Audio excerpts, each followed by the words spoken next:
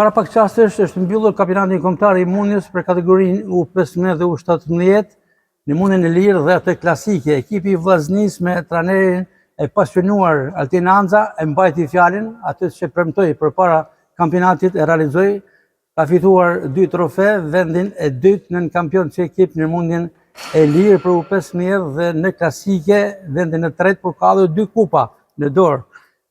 Kupin e ekipit, por edhe kupin tjetër që është shpallur sportisti më i mirë Omar Brahimi, që është shpallur në mundjen klasike, ndërkohë që Anza shpallur edhe në mundjen në stilin e lirë, edhe në stilin greko-romak ka shpallur në peshën 85 kg, ka dalë kampion në të dy stilet. Një sukses i dyfisht brenda familjes. Po, kjo është një kënaqësi e madhe, që arrin të marrin, të dalin mrena 2 ditëve, të dalin kampion edhe tek stili i lirë, edhe tek greko-romak në peshën, po të njëjtën peshë në 75 kg. Ta fiksojmë në kategorinë mundjes e lirë për U15, Vllaznia ishte e dyta në kampionë dhe 2 kampion individual që ishin. Ne kena marrë pjesë me ekipin pothuajse të plot, pavarësisht disa që është dashur për shkak të kilogramëve që kanë pas më tepër me eliminu, kena marrë pjesë me ekip plot, edhe kena shpall 2 kampiona në peshën 62 kg. Amer Faslia dhe në peshën 75 kg Enes Anza. Kena pas edhe nën kampiona të cilët janë Eden Zhuri, është Unej Safizi, në grup moshën U17 kena pas edhe Englis Mihaj. E thatë edhe me herët për suksesin e Enesit, djalin tuaj, kemi komentuar që familja sportive Anza është krenar për këtë sport me mjaft traditë. Duke përfshirë babain tuaj, Alia Anza, cili sot nuk jeton homazh për të, brezi i dytë jeni ju, dhe brezi i tretë Enesi, pra 3 kampion brenda familjes. Ne unë jam rrit në një ambient sportiv, ku qysh i vogël e maj mend babën tim, i cili shkote në stërvite edhe e kam njek, deri në ato vitet 90-91, masane a shkput munja.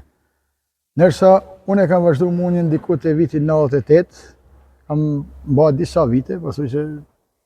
I knaqur për ka sa kene arritur tashme si trajner?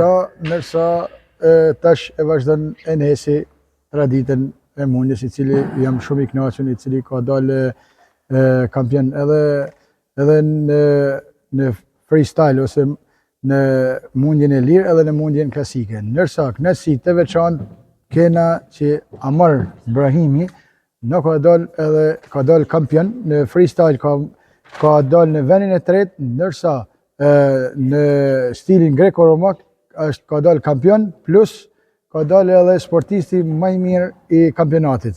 Kjo është kënaqësi më e madhe për ne. Pra ka marrë kupë personale si sportisti më i mirë. Për çfarë shuhet më tepër Amar Brahimi? Cila është karakteristika e tij? Amar Brahimi ka pas 2 kundërshtar të vështirë,